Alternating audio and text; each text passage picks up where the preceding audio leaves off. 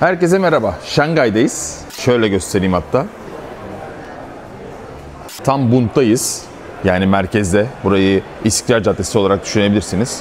Bakın burası bir Huawei Store. Cep telefonları, bilgisayarlar vesaire var. Ve tabii Huawei'in çok merak edilen otomobilleri. M8 D SUV segmentinde, yani büyük bir otomobil. 5 metreden daha yüksek bir uzunluğu var. Aks mesafesi 3 metreden daha uzun. Bakın. Hep kaliteli malzeme kullanmışlar. P0'lar var. 21 inçlik jantlar var. Bakın farlar falan hep akıllı. Şöyle çok değişik detaylar var. Görmüş olduğunuz üzere burada lidar var. 16 tane sensör var. Ultrasonik sensör. Bir sürü kamera var. Şöyle stoplarını size göstereyim. Stoplar çok değişik. Bakın şöyle uzaktan baktığınız zaman buraya grafik falan koyabiliyorsunuz. Bakın burada bir surat gözüküyor. Çok değişik. Hemen şuradan bagajını açalım. Bu arada 6 kişilik bir otomobil. 300 küsür litrelik bir bagajı var ama tabii koltuklar yattığı zaman 900 küsür litrelere ulaşıyor. Burada bataryası var. Burada bir yine saklama alanı var. Şuradaki kaliteleri falan bayağı güzel. Bakın deriler meriler bayağı şık gözüküyor. Buralar böyle alkantara. Bakın şöyle size göstereyim. Kapıyı açtığınız zaman hemen alttan basamak geliyor. Arkasını biraz göstermem lazım. Arkası bayağı ilginç çünkü. Bakın şunu geriye alalım. Hatta diğer tarafa oturayım. Bak burada cep telefonu gibi bir sürü kameralar var. Hemen bu arada burayı gösterecektim ama açılmıyor. Biraz gerilla çekim yaptığımız için. Bu bir plug-in hibrit. Buradan bakın koltuk soğutma, koltuk ısıtma.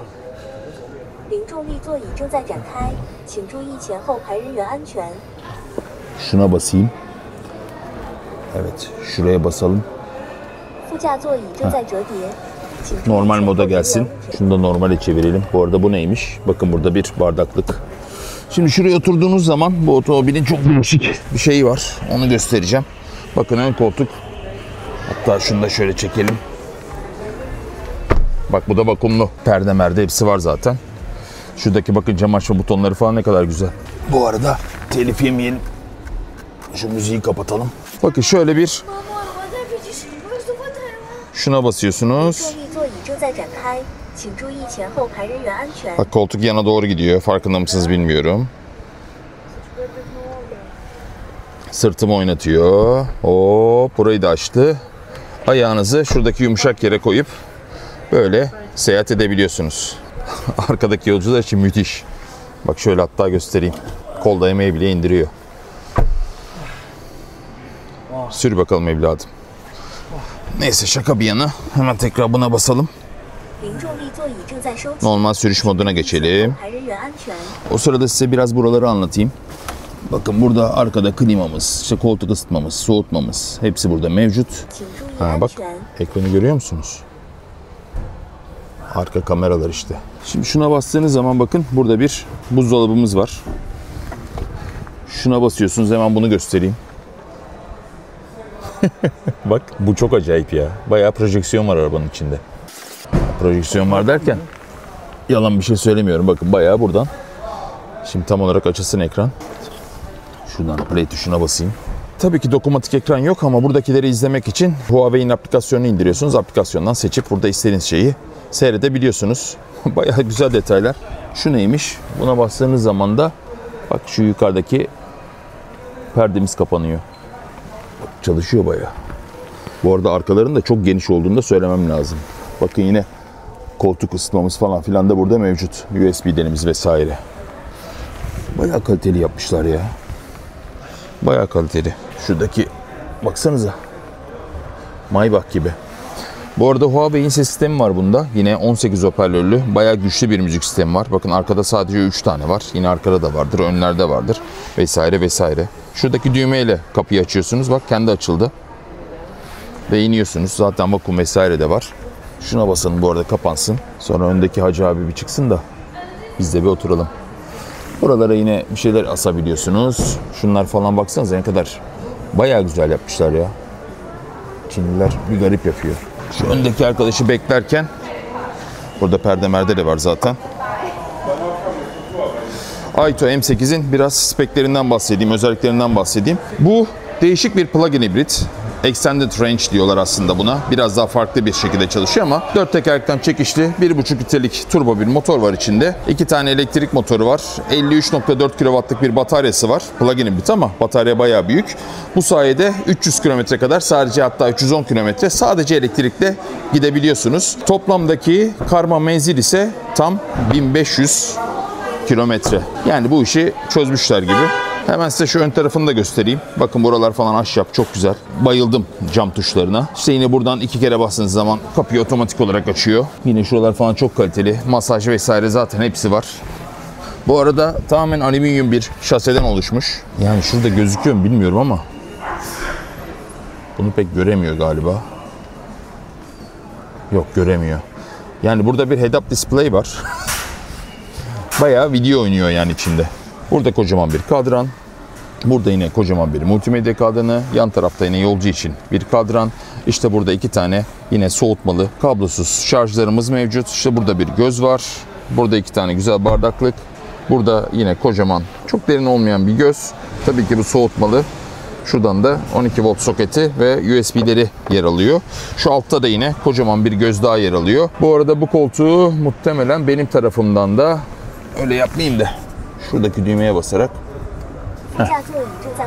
normal hale getireyim. Şurada değişik bir şey var. Bunun ne olduğunu çok iyi bilmiyorum. Bak, ayna derken bundan bahsediyordum. Baksanıza. Çok güzel ya. Ve bunlar böyle süet, nubuk. Bak, bu bile böyle nubuk ve mıknatısı yapmışlar. Bayağı güzel. Koltuk ayarlarını da galiba buradan yapabiliyoruz anladığım kadarıyla.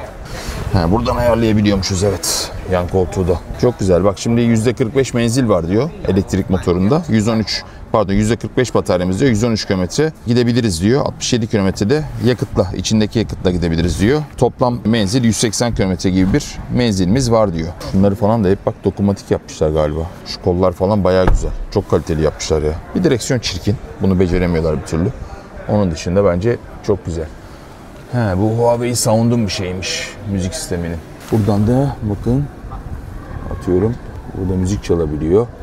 Burada videoları oynatabiliyorsun. Bunu büyük ekran yapalım. Baksana, bu da bayağı sinema.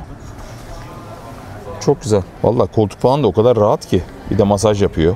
Soğutmamız da var. Şuradan açılıyormuş. Hop. Direksiyon da yukarı çıkıyor. Burada tabi basamağımız da var. Otomobil otonom olarak gidebiliyor buradaki lidar sayesinde. Lidar biliyorsunuz son gelişmiş böyle radar teknolojisi, lazer radar olarak geçiyor. Otomobilin ön tarafını, trafiği vesaire her şeyi böyle bir anda analiz ederek otomobilin çok daha rahat, çok daha güvenli bir şekilde tek başına gitmesini sağlıyor. Bakın burada yine yanda kameralarımız var. Aynı altında kameralarımız var. Var oğlu var. Buradan da şarj edebiliyorsunuz. Tekrar basıp kapıyoruz. Evet, bunu bile elektrikli yapmışlar.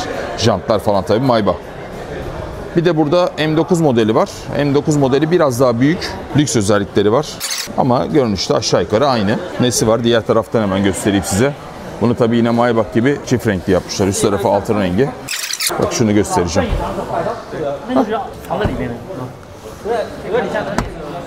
Bunun da arkası aynı ama bakın şurada bir ekran yapmışlar. Bütün bu ekrandan, daha doğrusu tabletten her şeyi ayarlayabiliyorsunuz. Bakın burada yine USB soketleri vesaire vesaire. Bunun halısı malısı biraz daha kaliteli tabii. Ama arkası falan yine aşağı yukarı aynı. Şuna basalım. Hop. Kendi kapanıyor. Hop. Vakum. Güzel. Bunu da vakumlayalım.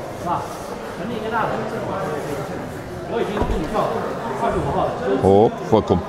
Güzel. Bu dediğimiz gibi biraz daha donanımlı modeli. Şimdi gelelim merak edilen konuya. Sizce bu otomobilin fiyatı ne? Bu otomobil 49.000 dolardan başlıyor burada, Çin'de. 62.000 dolara kadar donanımına göre, bir de tabii 2 batarya seçeneği var. Onlara göre değişen bir fiyatı var. Muhtemelen bu en donanımlı versiyon, yani 60.000 dolar. 60.000 dolar ne yapıyor? İşte 2,5 bile yapmıyor. Yani 2,5 milyonun biraz daha altına en donanımlı versiyon bir Aito M8 alabiliyorsunuz. Yani doluluğa bakın, menzile bakın, güce bakın. Bu arada gücünü de söylemeyi unuttum değil mi? 532 beygir. Bayağı da bir güçlü. Vallahi Çinliler garip işler yapıyorlar. Tehlikeli geliyorlar. Avrupalılar, böyle orta segmentteki otomobiller özellikle buna ciddi bir şekilde önlem almaları lazım. Böyle çok kısa bir video çektik. Yarın Şangay Fuarı'na geçeceğiz. Orada da böyle kısa bir sürü video çekeceğim diye umuyorum. Çok kalabalık olacak ama videoyu beğenirseniz sevinirim. Paylaşırsanız da sevinirim. Zaten kanalımıza abone olduğunuzu düşünüyoruz. Eğer abone değilseniz abone olup özellikle o çan simgesine tıklayıp bildirimlerinizi açarsanız biz her yeni video yüklediğimizde ilk izleyenlerden biri de siz olursunuz. Hadi hoşça kalın. Ben Şangay'da biraz daha dolaşayım. Görüşürüz.